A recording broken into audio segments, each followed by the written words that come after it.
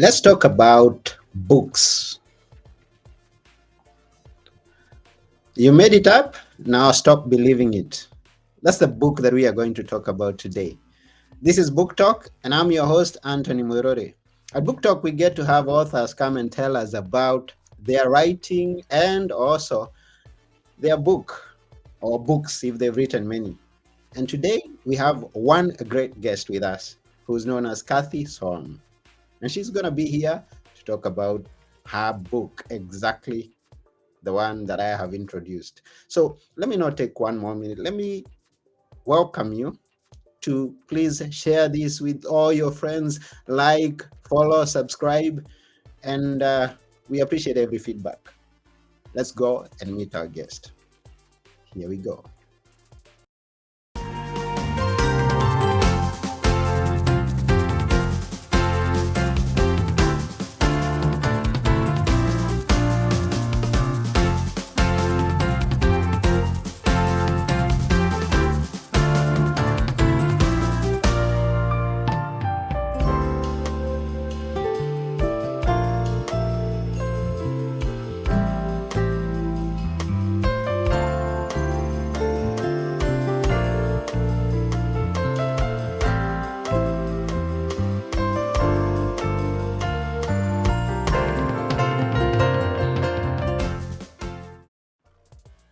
Hello, Kathy.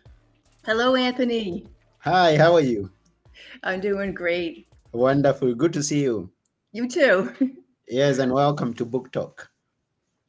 Thank you. Where are you? I am in northern Alabama. So, hi, y'all. That's how, Ayo. That's Yeah, how you hi, say it? y'all. Yeah, it's wonderful. And it's always good to learn some things from different parts of the world. So you teach us that greeting. And is there anything that you are so known for that we don't know? Something else? Oh, for Alabama? Yeah. It's beautiful here. In northern Alabama, there's a lot of lakes. And so it's very scenic, and just a lot of fun. I love nature. Yes, me too. So I'm sure I will enjoy it if I come here. Yes. So, this is a book talk, and we like talking about books, writing, also anything that has got to do with the words. We love words, so we are curious to know. Uh, Even before we go there, what is it that you do, and when did you start writing? So, I am currently CEO of Body Memory Process. And this is actually a second career for me. So the first part of my life was 36 years with the federal government. I worked for the Department of Defense, and I was about 10 years in when I met my husband to be, David William Sohn. And David created the body memory process. Mm-hmm. So he and I were together for about 25 years. And I'm sad to say, I lost him. Well, going on 4 years ago now. It was in late 2019. Sorry for that. Thank you. Mm-hmm. We had a wonderful 25 years together, and during that time, I learned the work very deeply. I helped him with his book on the work. That was the first book that came out on this work, Okay. and I also apprenticed with him, working with clients. And so after David passed, I was actually in Hawaii on my last assignment, and we were intending that I would retire after that. But when David passed, and I was facing the pandemic, and two young children in school, but then they weren't in school, and I was working full time. I decided that when the school year was over, it was time to retire. So the next year and a half was spent, moving to Alabama, which is where David was actually living when we first met. So Mm-hmm. that's the reason why we're here. We have friends here. And in early 2021, I looked up, and I had been thinking all along I wanted to do this work myself. But I became very clear that I didn't want this work to just fade away, because David had worked with hundreds of clients over 30 years. And he did it through organizers who would have him go in a certain city. He would talk to a large group. They would sign up to work with him, and then he would work with them. But we didn't have the online presence that's really necessary, these days. And Mm-hmm. so for the last couple of years, I have been working on establishing an online presence for the work. And the book was my most recent effort to be able to explain the work in an interesting way, so that anyone who was not familiar at all with it could understand what it's about, and be able to use it to help heal themselves. Wonderful. And that's how the book came to be. You made it up. Now stop believing it. It's got a beautiful cover. The powerful body memory process for childhood, vow, discovery, and release. Yes, and I liked, while you have that cover up, I would like to just say a couple of words about it.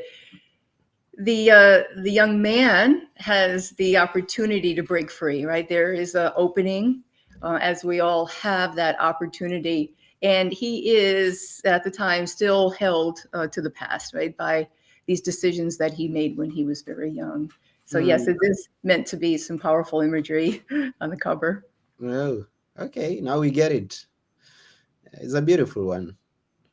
And now, still on the cover, I see that the child is in black and white and the man is in color. Tell us about that. Mhm. Why that?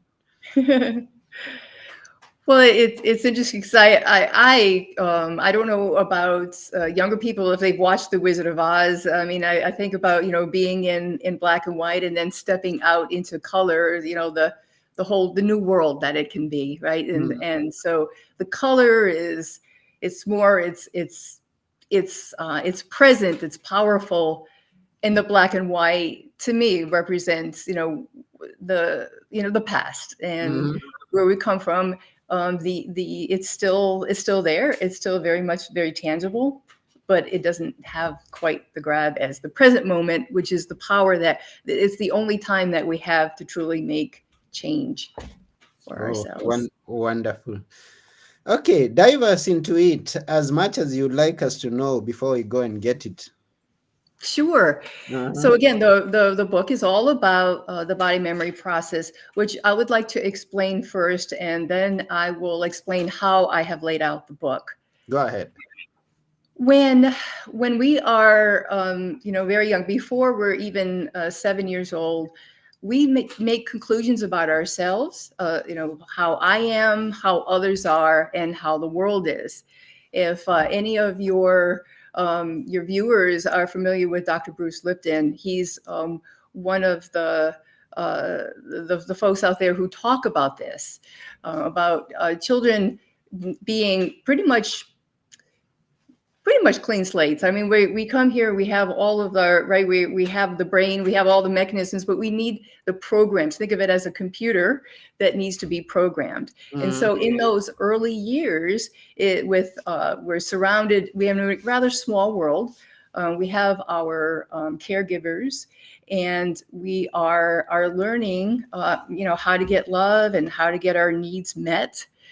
And we're also not logical before the age of 7. I Mm. mean, give or take, right? But that's pretty much when they say that the children can then kind of understand abstract concepts, and they can, start to read. You can reason with them more. Mhm. um, and because children are the center of their own world and they're not logical, it's easy for them to jump to conclusions. If Mhm. anyone has read, of course, probably many, Deepak Chopra, he refers to it as premature cognitive um, conclusions, or premature cognitive um, agreements Okay. about things, and it's a jump to conclusion, and it actually exists in the animal world itself. So if you put a divider in a fish tank for long enough, when you take it away, the fish that were in one side won't actually swim in the other side. Mm. If you chain an elephant, right? I don't know if you've heard of the whole idea of the chained elephant who, as baby elephants, but then you don't have to when they're older because they are so conditioned and used to, well, the chain is there and now I don't, well, and in the same way, we take this, people can, as children, can take this data that they're receiving. Now, some of it is trauma. I mean, children are inclined to drama. If Mm. anyone who's been around children, they hear a lot of always and never. Oh no, I'll never be able to do that again, or you'll never play with me again. And everything is very dramatic. A lot of this is actually sort of self-induced trauma because of all of that. Mm. And then we make these conclusions. I'm not good enough. It's all my fault. We actually, David and I have a collection of over 900 what he called vows, actually in what's called a body map, and where it can show up in the body as pain and tension, which I'll get into a little bit later about how this shows up in our body and Yeah. how we can detect what they are because of that. Mm-hmm. So just really briefly about the creation of this, I'd like to spend a couple of minutes, honoring my late husband. David, when he was about 14 years old, had a near-death experience. He had double staph pneumonia. The doctors didn't know what to do to save him. And he actually was pronounced dead and then came back Oh. after, I think, a couple of minutes. And if he were talking to you now, he would say, I came back knowing that I had a purpose. I didn't know what it was at first. But as time went on, it became clear to him because the doctors told him he would never be truly well. They kept saying, you're not going to be well.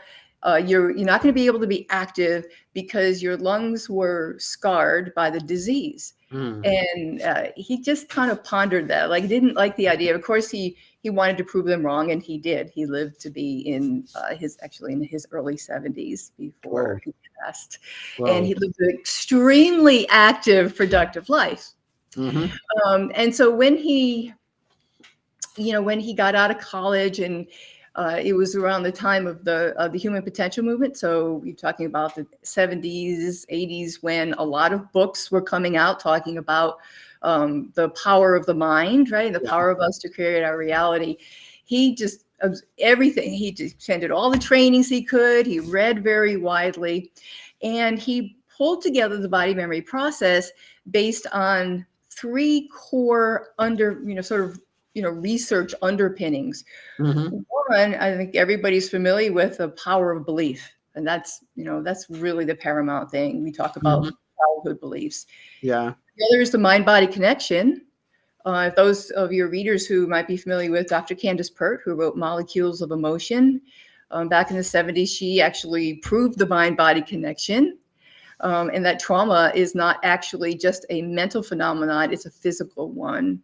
And as of recently, there have been, books coming out about that, like the emotion code.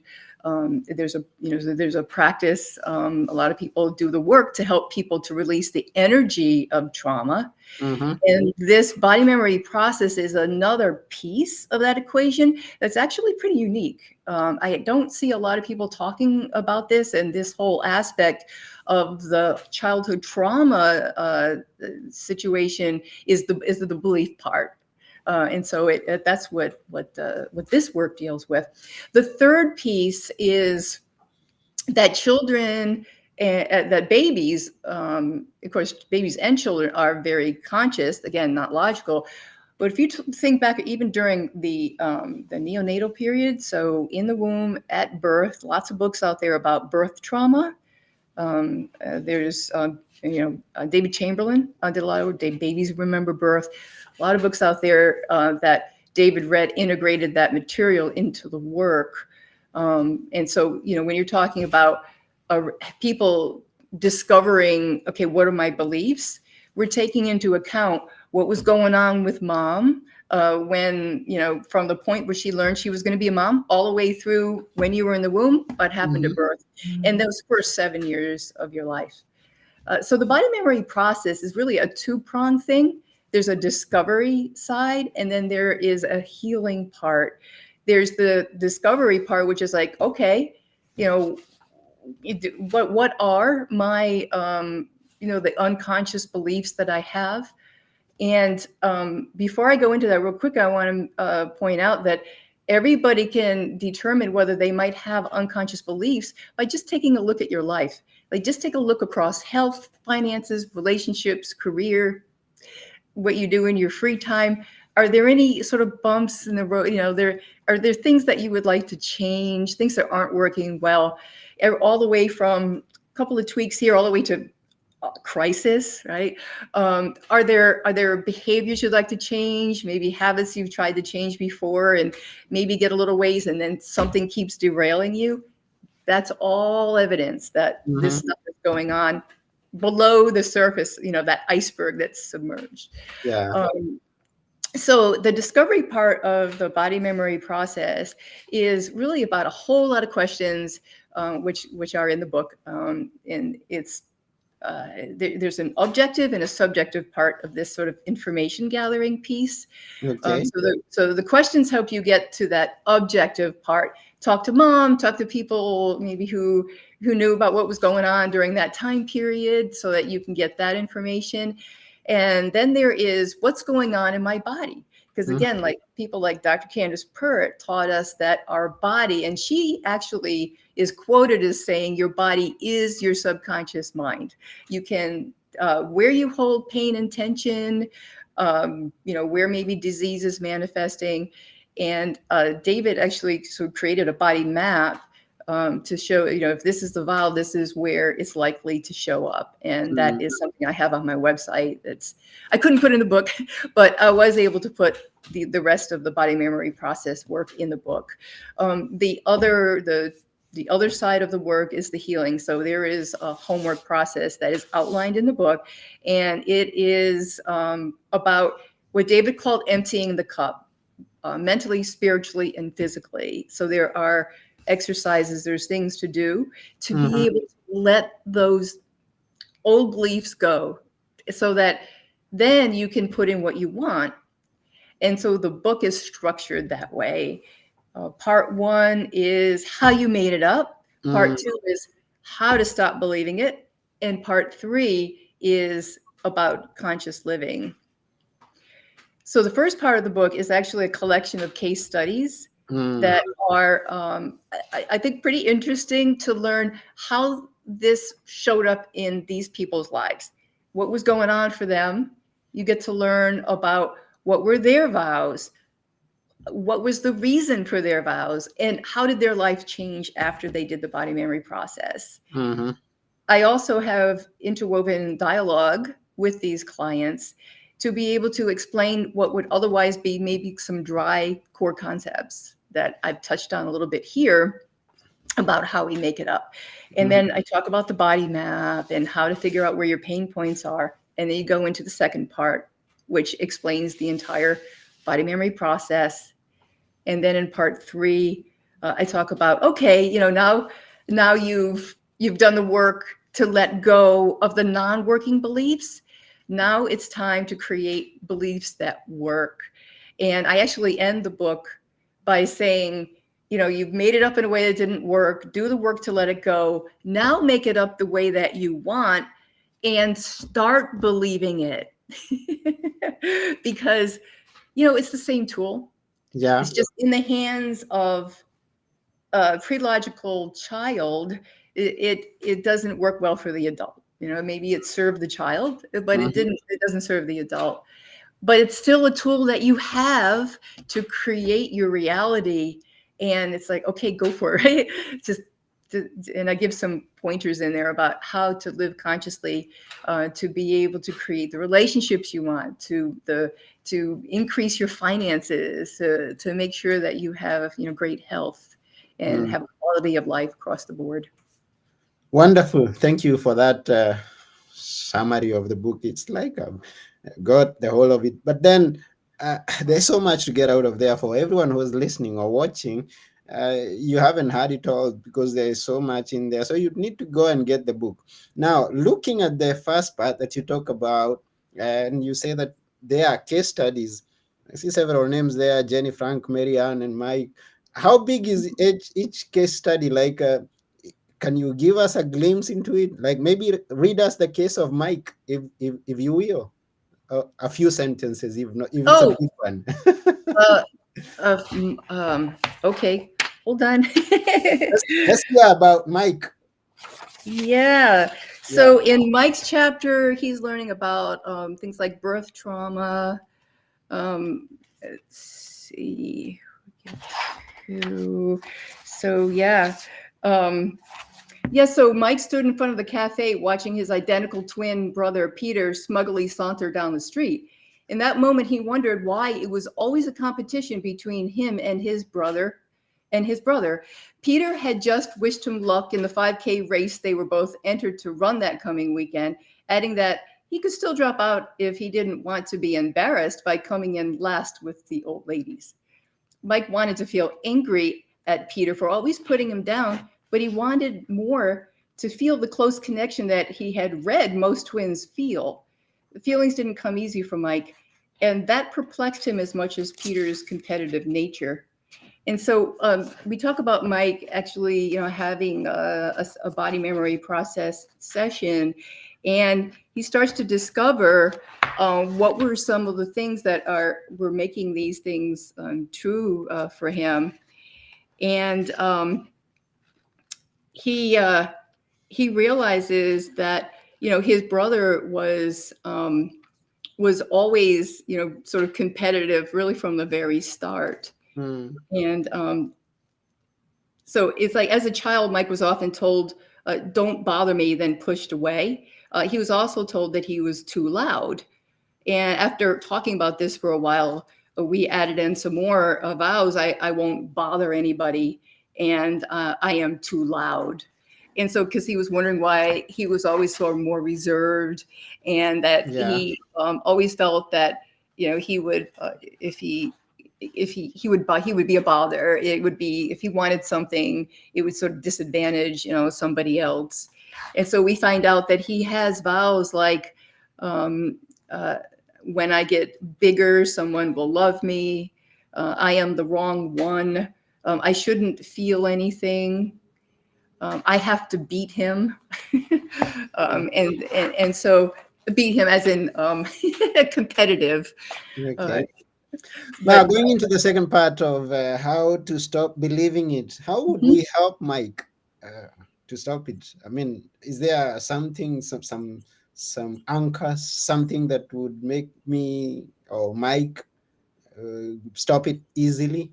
Because it's not always an easy thing. Many of the things that we've picked and we've been with them for years and years to just stop. Yes. Uh-huh. Well, the first thing that once Mike had his set of vows that we discovered in the session, he had a list that he could work with for 90 days. So there is a process that's explained in the book, what to do for 90 days to be able to retrain the cell, because our cells, and again, there's books that talk about the cells holding information, that the body is actually sort of an information system. And Mm, so what we're doing is those decisions we made are actually sort of encoded at an energy level in our body, and we want to change that. And so it's about how long it's no coincidence that that's how long it takes to really change a habit, right? You can start to see changes, and even with this work, when people do this process, they can start to see results really within about 12 weeks. But it's advised that they continue through that 90-day period to make sure that they have those new cells sort of with new information, or letting go of the old, and then they can put in the new. And then there's a mental process as well. And then there's also a spiritual process that's outlined in the book. The spiritual process is one that takes 7 days at a time. and the mental process is sort of when you're complete with it. Hmm. And so it really just takes about 3 months for people to make some really dramatic changes. I mean, I have clients who call me and say, "You're not going to believe what happened," because it's when you are holding on to this for so long and then you let it go. I mean, everything vibrates, right? We all know that everything vibrates. The thoughts, beliefs, everything in the universe it's called the law of vibration. So when you start changing that vibration, you are going to see results in your life. Hmm. Wow. Now, for anybody that may have joined us here as we are going on, we are talking about You Made It Up. Now Stop Believing It. That's the powerful body memory process for childhood vow discovery and release by Kathi Sohn. And thank you for listening. Thank you for watching. We thank you, Kathy, for sharing. Yeah, go ahead, Kathy. Yes, I Kathy. didn't know if you had a couple more minutes. Yes, we do. I did want to mention, if anyone saw that there was a forward by Dr. John DeGarmo. He is a very big child advocate. He and his wife have fostered over 60 children, and he's is someone who I've been working with and others in the foster care community Mm-hmm. to bring this work to foster parents. And so I wanted to make a point that while it isn't a book that maybe children, I mean, maybe certainly teens could probably read it and understand and be able to use the work, maybe younger children, not. But parents could certainly read it and work with their children if they're having any issues. It would be wonderful to be able to catch some of these early, and so we don't have to wait, and they don't have to wait until they're an adult to be able to, then one day maybe like this isn't working, and maybe the school of hard knocks. Parents can really help their children by listening, that you can learn in the book of what to watch for, and to be able to talk to them. And maybe they're a child who bullies others, or maybe they're one who is vulnerable to being bullied. There's different beliefs behind both of those situations that would be wonderful to be addressed early on. So I've been working with John and others to help, especially children in the foster care community, because they are absolutely traumatized by circumstances largely be out of their control. So as I said earlier, I think we all kind of are traumatized in our childhood for different reasons, a lot of times because of our worldview. But in this community, these are children highly, highly at risk, Mm-hmm. illness, a life that doesn't work well. And so it's important to get to them, early on. Okay.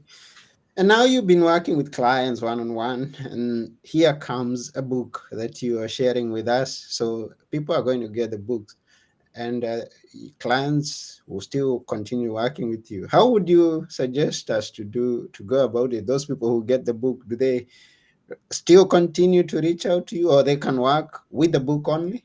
What do you suggest? Well, the book is actually written for the work to be done really independently. I think that it's so powerful. I really wanted to get the word out there Mm-hmm. and to just really empower people to do this. Now, one thing that would help, and again, it's something I couldn't put in the book because it's so huge, is this collection of 900 vows. That's something that you could reach out to me for on my website for purchase. And I also have courses on my website. I'm actually in the process of working on a few. I'm creating a few courses that are very specific toward those who want to work on finances, those who want to work on health, to be able to take this work and apply it to those areas. So yes, you can certainly find more resources by going to my website, and you can certainly reach out to me and info@bodymemoryprocess.com with any questions or feedback. And if you do read the book, please provide feedback. I would love that. Please provide reviews Wow. on Amazon. Anyway, I really, really would like that. Yeah. So once again, the website for Kathi is bodymemoryprocess.com. If you need to write to her, it's info@bodymemoryprocess.com. So go ahead and know much more about this and also get the book. And I think that's about it for these days, for today's book talk with Kathy Sohn. Thank you for coming, so Kathy. We Thank appreciate you, your Anthony. presence and sharing with us your wonderful book. Thank you so much. Thank you for having me here. Yes, and we remind every person who's listening, go get the book, go on the website and connect with Kathy. And we wish you all the best in everything that you do. That's it Thank for you. now. I've been your host, Anthony Morore, and together with our guest today, Kathy Son, we're saying keep reading and bye for now.